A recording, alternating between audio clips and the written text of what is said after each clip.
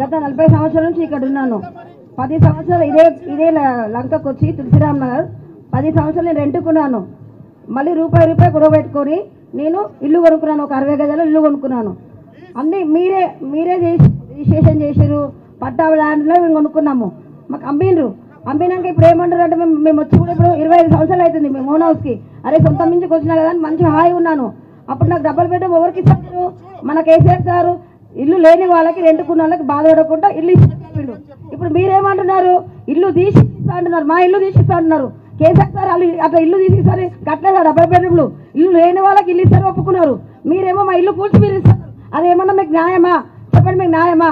మా ఉసురు మీకు ముడుతుంది, మా కళాకళ మీకు ముడుతుంది. నేను చెప్తున్నా, మేము ఎంత బాధ, మేము రాత్రి పగలు తిండి తినకుండా ఒక నెల నుంచి ఎక్కడి నుంచి ఏ బుల్డోజర్ వస్తుందో, ఎక్కడి నుంచి ఎవరు వస్తున్నారో, అమ్మ రండి, అమ్మ ఉమ్మ రండి. ఒక పేరు అనేది మేమందరము ఒక మా బస్సులో ఇది రమ్మాసిన మేమందరం ఒక కుటుంబంలాగా ఉన్నాము. మమ్మల్ని ఇక్కడ నుంచి తీసేస్తే మేము ఎక్కడికి పోవాలి? ఎక్కడ బతకాలి? మేము 30 కిలోమీటర్ల మేము ఇస్తాము. మేము కాదంటే మా కేసీఆర్ సార్ కట్టిండు, మంచిగా కట్టిండు. అది ఎవరి కోసం కట్టిండు? ఎందుకు కట్టిండు? ఇల్లు లేని వాళ్ళకి ఇల్లు కట్టిండు. ఇల్లు తీసుకుంటామని మీకు చెప్పలేదు. నేను చెప్తున్నాను, ఖబర్దార్ రేవంత్ రెడ్డి గారు, మా ఇళ్ళ జోలికి వస్తే మేము మర్యాద ఉండదు.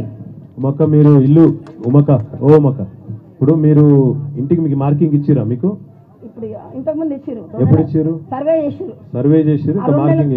సో మీ భయం ఏంటంటే ఆయనతో వచ్చి కూలగొడతారేమో అర్ధరాత్రి. 2 నెలల నుంచి తిండి తింటలేము సార్. మేము 2 నెలల నుంచి మేము అసలు ఉన్నామా, మేము భూమి మీద బతుకుతున్నామా కూడా మాకు తెలుస్తలేదు. మనిషి అంటే ఏం చెప్తున్నారు అధికారులు మీకు వచ్చి? ఏమంటారు అంటే మీ ఇల్లు ఎప్పుడు పోతామో తెలియదు. ఏమైనా పైసలు ఇస్తామని చెప్తురా? ఒక డబుల్ బెడ్రూమ్ ఇస్తామని చెప్తారు. ఏం చెప్తలేము, మేము సర్వేకి వస్తున్నామని చెప్తున్నారు అంతే. సర్వేకి వస్తున్నాం, దొంగచాటుగా చేసిపోతున్నారు. దొంగచాటుగా వస్తున్నారు. ఆ పక్కకున్న మేము అడుగుతా ఏమంటారు అంటే ఏం లేదమ్మా మా సర్వే చేస్తున్నాం, మేము ఏం కాదంటారు. కానీ పక్కకున్న ఏమంటారు, అమ్మ మీ ఇల్లు పోతుంది అంటారు. అంటే మీకు సంజాయించుడు కానీ చెప్పుడు ఏమీ లేదు సార్. ఇల్లు పోతుందని మాత్రం చెప్తారు. ఇల్లు పోతుందని చెప్తారు. మరి పక్కకున్నాడు అంటే ఏం కాదంటారు. సర్వే మెల్లగా దొంగచాటుగా చదువు రాని వాళ్ళు చాలా మంది ఇక్కడ. అందరూ ఎవరు లేనప్పుడు అందరు డ్యూటీలో పోయినప్పుడు వచ్చి వాళ్ళ కరెంటు బిల్లు తీసుకొని మరి నల్ల బిల్లు తీసుకొని లేదమ్మా మేము ఒకటి సర్వే. మీకు దమ్ము ఉంటే అందరు ఉన్నప్పుడు రావాలి. సండేలు శనివారం సాటర్డే సండే రావద్దు. మీరు మీటింగ్ పెట్టి చెప్పాలి, చెప్పకపోతే నడవదు. సాటర్డే సండే రాకుండా అందరినీ పిలిచి చెప్పి అప్పుడు మేము అంటాం, ఒప్పుకుంటాం. అట్లా కాదు మీరు దొంగచాటుగా సండే రోజు. మీ కాలనీ పేరు ఏంది మొక్క? తులసిరామ్ నగర్. వాళ్ళందరూ బ్యానర్ తులసిరామ్ నగర్. ఎన్ని ఇల్లు ఉంటాయి తులసిరామ్ నగర్ లో? ఎన్ని ఇల్లు ఉంటాయి తులసిరామ్ నగర్ లో? 175 ఇల్లు. 175 న్యూ తులసిరామ్ నగర్ 175. అంటే 60 నుంచి 200 గజాలు దాకా ఉంటాయి. ఎట్లుంటాయి? అంటే బాగా బలిసిన వాళ్ళు ఎవరు లేరు కదా? ఎవ్వరు లేరు ఇక్కడ. అంత పెద్ద వాళ్ళు అయితే ఎవరు లేరు. ఎవరు లేరు. రేవంత్ రెడ్డి అన్నగాని లెక్క అయితే ఎవరు లేరు.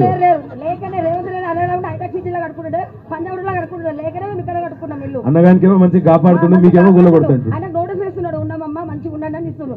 మాకేమో బుల్లెట్ పెట్టి నొక్కిస్తా ఉంటున్నాడు. మాకు న్యాయమా? అన్నకో న్యాయం, మాకో న్యాయమా? తులసిరామ్ నగర్ వాళ్ళు ఎవరు ఉన్నారు ఇలా? ఇప్పుడు దిగిండ రేవంత్ రెడ్డి హామీలు చేస్తలేడు.